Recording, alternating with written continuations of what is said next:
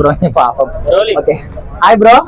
So ఇప్పుడు release సినిమాలకి separate craze ఉందన్నమాట. ఇప్పుడు గబ్బర్ సింగ్ సినిమా రిలీజ్ అయినప్పుడు 8 crores కలెక్షన్స్ వచ్చాయి. సో నిన్న కలేజా సినిమా రిలీజ్ అయింది కదా, Mahesh Babu fans, Pawan Kalyan fans fan war అనమాట. అప్పట్లో మీకు 8 crores వచ్చాయి, ఇప్పుడు మాకు 10 crores దాటిపోయింది అనే విధంగా కలెక్షన్ లో విషయం బయట నడుస్తుంది. సో మీరు ఏం చెప్తారు దానికి? ఇప్పుడు కలెక్షన్లు ఏవైతే వచ్చినాయో అవి హీరో గారికి వెళ్తాయా లేకపోతే డైరెక్టర్ గారికి వెళ్తాయా?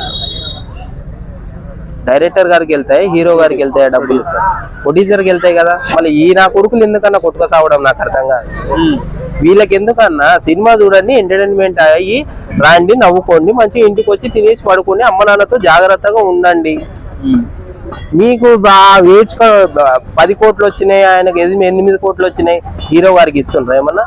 లేకపోతే ఫ్యాన్స్ కి ఏమన్నా ప్రొడ్యూసర్ కానీ లేకపోతే డబ్బులు వచ్చినాయి అని ప్రొడ్యూసర్ గారు ఫ్యాన్స్ కి ఏమన్నా పంచుతుండ్రా? ఎందుకన్నా ఈ న్యూసెన్స్? యూత్ నిజంగా అసలు యూత్ కి మైండ్ అనేది ఉందా అన్న నాకు అర్థం కాదు.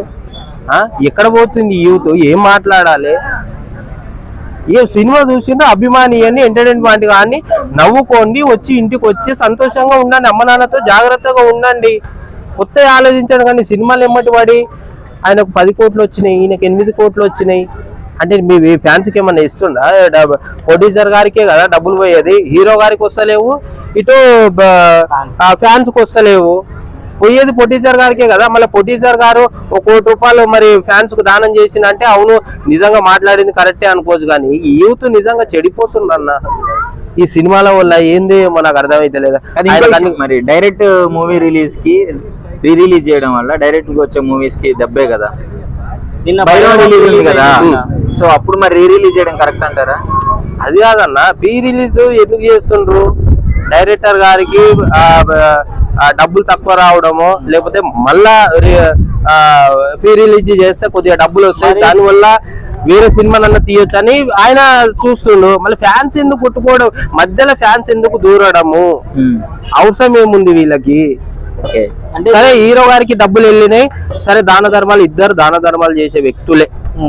పవన్ కళ్యాణ్ అన్న ఇటు మహేష్ బాబు గారు దాన ధర్మాలు చేసే వ్యక్తులు. సరే వాళ్ళకి డబ్బులు పోతే దాన ధర్మం అనే చేస్తుండే కదా. ఈ ఫ్యాన్స్ ఏం చేసినని రూపాయి గతి ఉండదు కానీ జేబుల అన్ని ఏవేవో నీతులు.